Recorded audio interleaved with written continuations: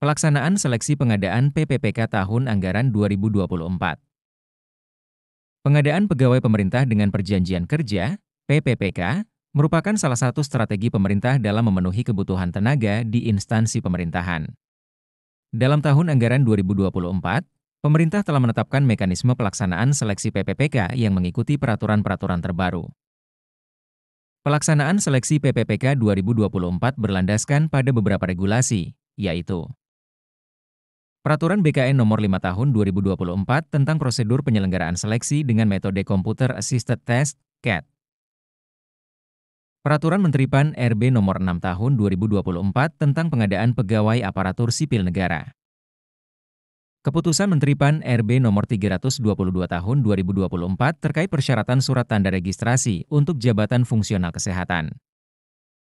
Keputusan Menteri PAN RB Nomor 173 Tahun 2024 tentang panduan penyusunan rincian kebutuhan pegawai ASN. Pengadaan PPPK tahun 2024 melalui beberapa tahapan utama. Perencanaan, pengumuman lowongan, pelamaran, seleksi, pengumuman hasil seleksi, pengangkatan PPPK. Beberapa arah kebijakan dalam pengadaan calon ASN, termasuk PPPK, antara lain. Penyelesaian masalah tenaga non-ASN di instansi pemerintah. Merekrut talenta baru melalui seleksi CPNS. Fokus pada tenaga kerja di bidang pelayanan dasar, seperti tenaga guru dan kesehatan. Mengutamakan talenta digital dalam era transformasi digital. Sistem seleksi. Seleksi PPPK dilaksanakan melalui sistem yang telah terintegrasi dengan berbagai layanan, seperti layanan perencanaan kebutuhan aparatur sipil negara, SIASN, dan portal SSC ASN. Data formasi dan kebutuhan ASN dari instansi pemerintah akan terintegrasi secara otomatis dalam proses seleksi ini. Seleksi dilakukan melalui beberapa tahapan, meliputi seleksi administrasi, seleksi kompetensi teknis, seleksi kompetensi manajerial dan sosial kultural, wawancara. Proses pengadaan PPPK mengikuti tahapan yang sistematis, dimulai dari perencanaan hingga penetapan nomor induk PPPK, NI PPPK. Seluruh proses ini dijamin berjalan secara efisien melalui integrasi data antara SIASN dan SSCASN. Mekanisme pengadaan PPPK tahun 2024 dirancang untuk menjamin kelancaran dan ketepatan dalam penempatan tenaga kerja yang diperlukan oleh instansi pemerintah, dengan tetap mengutamakan transparansi dan akuntabilitas. Yuk kita simak pembahasan dari beberapa pertanyaan terkait PPPK 2024. 1. Apa itu PPPK paruh waktu dan bagaimana perannya di Kemenag? Jawaban. PPPK paruh waktu adalah pegawai pemerintah yang bekerja dengan perjanjian kontrak untuk jangka waktu tertentu dan jam kerja terbatas. Di Kemenag, peran PPPK paruh waktu dapat mencakup mendukung program-program pelayanan masyarakat dalam hal pendidikan, keagamaan, dan administratif, terutama di lembaga-lembaga pendidikan agama dan keagamaan. Ini diharapkan dapat membantu mengisi kekosongan pegawai di daerah-daerah yang membutuhkan tenaga tambahan namun tidak memerlukan status PNS penuh waktu. 2. Apa syarat utama untuk melamar PPPK di Kemenag pada 2024? Jawaban. Syarat utama melamar sebagai PPPK di Kemenag tahun 2024 mencakup beberapa aspek, seperti warga negara Indonesia, WNI. Berusia minimal 20 tahun dan maksimal 57 tahun saat melamar. Memiliki kualifikasi pendidikan sesuai dengan posisi yang dilamar, misalnya, minimal sarjana untuk beberapa posisi tertentu. Tidak pernah diberhentikan secara tidak hormat dari instansi pemerintah atau swasta. Memiliki integritas dan loyalitas yang tinggi terhadap NKRI. 3. Bagaimana proses seleksi PPPK Kemenag tahun 2024? Jawaban. Proses seleksi PPPK di Kemenag umumnya melalui beberapa tahap, seperti pendaftaran online di portal resmi pemerintah. Seleksi administrasi berdasarkan dokumen yang diserahkan. Ujian kompetensi yang meliputi tes kemampuan dasar, TKD, dan tes kemampuan bidang, TKB. wawancara dan/atau uji kinerja sesuai dengan posisi yang dilamar. Pengumuman hasil seleksi melalui portal resmi. 4. Apakah PPPK paruh waktu memiliki kesempatan untuk diangkat menjadi PNS? Jawaban. Secara umum, PPPK tidak secara otomatis diangkat menjadi pegawai negeri sipil, PNS. PPPK bekerja berdasarkan kontrak yang ditetapkan dalam perjanjian kerja. Namun, jika ada kebijakan atau peluang di masa depan, pegawai PPPK yang berprestasi mungkin akan mendapat prioritas atau kesempatan untuk mengikuti seleksi PNS jika memenuhi syarat yang berlaku. 5. Apa keuntungan menjadi PPPK di Kemenag dibandingkan pekerjaan lain? Jawaban. Keuntungan menjadi PPPK di Kemenag antara lain. Status sebagai pegawai pemerintah, meskipun dengan perjanjian kerja. Gaji dan tunjangan yang kompetitif sesuai dengan peraturan pemerintah. Jam kerja yang fleksibel jika paruh waktu, yang memungkinkan keseimbangan antara pekerjaan dan kehidupan pribadi. Kesempatan untuk berkontribusi dalam pembangunan nasional khususnya di bidang pendidikan dan keagamaan. Tidak ada batasan usia pensiun yang ketat, karena kontrak dapat diperpanjang sesuai kebutuhan dan kinerja. 6. Bagaimana sistem gaji PPPK di Kemenag pada tahun 2024? Jawaban. Gaji PPPK diatur oleh pemerintah berdasarkan jabatan, kualifikasi, dan beban kerja. PPPK paruh waktu di Kemenag akan mendapatkan gaji yang dihitung proporsional dengan jam kerja dan tingkat jabatan. Selain itu, mereka juga berhak mendapatkan tunjangan sesuai dengan peraturan yang berlaku, seperti tunjangan keluarga, tunjangan jabatan, dan lainnya, meskipun tidak selengkap PNS. 7. Apa tantangan yang mungkin dihadapi PPPK paruh waktu di Kemenag? Jawaban. Beberapa tantangan yang mungkin dihadapi PPPK paruh waktu di Kemenag termasuk keterbatasan kontrak kerja yang biasanya bersifat jangka pendek. Kurangnya kepastian perpanjangan kontrak di masa depan. Tuntutan kinerja yang tinggi meski dengan waktu kerja yang terbatas. Tidak mendapatkan fasilitas penuh seperti PNS, seperti hak pensiun. 8. Apakah ada pelatihan untuk PPPK di Kemenag? Jawaban. Ya, Kemenag menyediakan program pelatihan untuk meningkatkan kompetensi dan keterampilan PPPK. Pelatihan ini biasanya terkait dengan tugas-tugas di bidang pendidikan, administrasi, atau layanan keagamaan. Pelatihan ini juga diharapkan dapat meningkatkan efektivitas kerja dan kualitas pelayanan PPPK. Yuk kita memasuki tahapan pembahasan lainnya.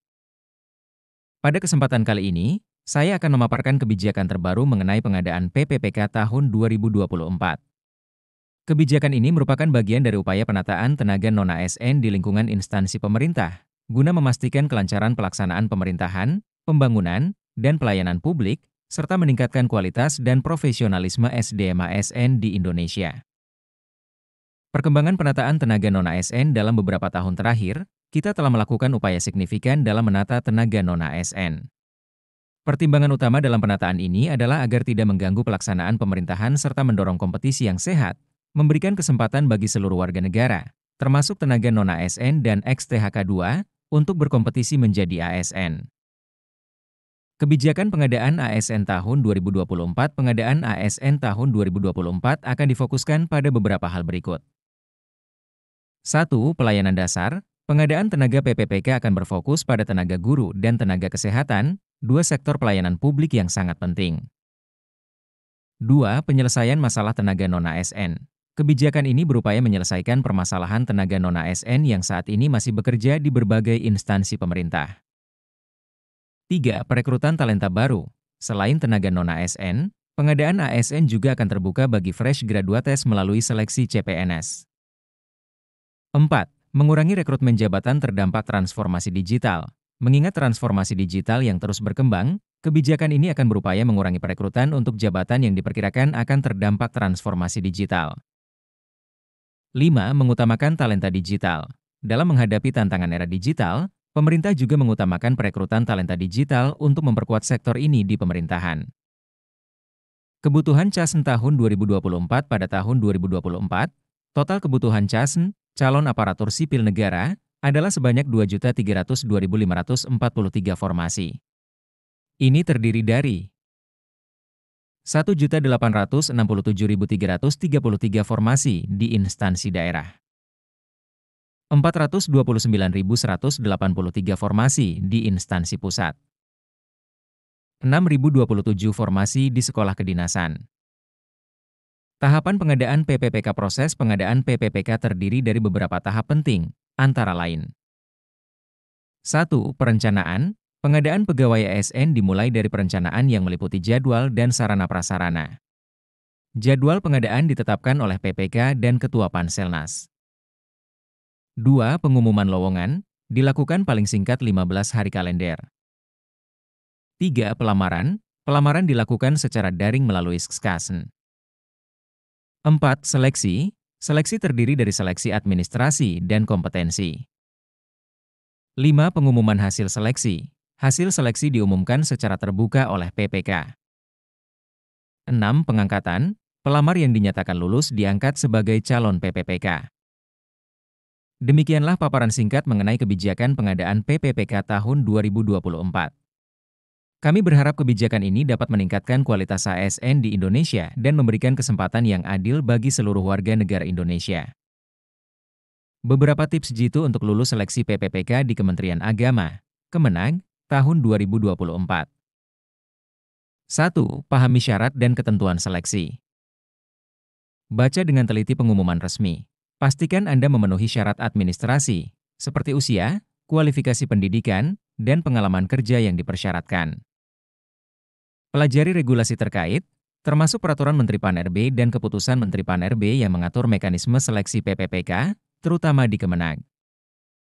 2. Fokus pada kompetensi teknis.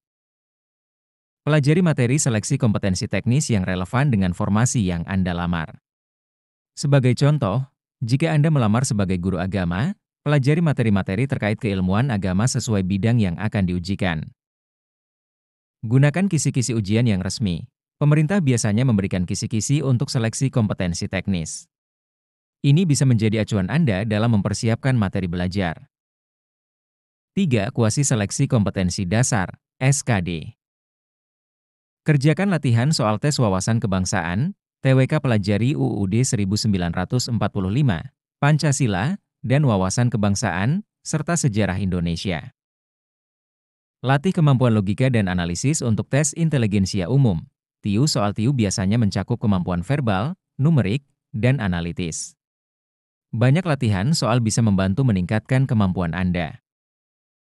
Fokus pada tes karakteristik pribadi, TKP latih diri dalam memahami situasi sosial dan perilaku yang mencerminkan integritas, etika kerja, dan pelayanan publik. Manfaatkan sumber belajar online. Gunakan platform e-learning. Ada banyak situs dan aplikasi yang menyediakan latihan soal SKD dan simulasi tes PPPK. Gunakan platform seperti aplikasi belajar ASN yang dilengkapi dengan simulasi CAT, Computer Assisted Test.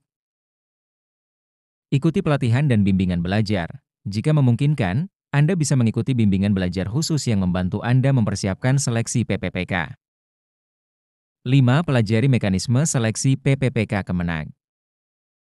Ketahui prioritas pelamar. Berdasarkan mekanisme seleksi PPPK, biasanya prioritas diberikan kepada XTHK2, tenaga non-ASN yang terdaftar di database BKN, dan pelamar yang sudah bekerja di instansi pemerintah terkait.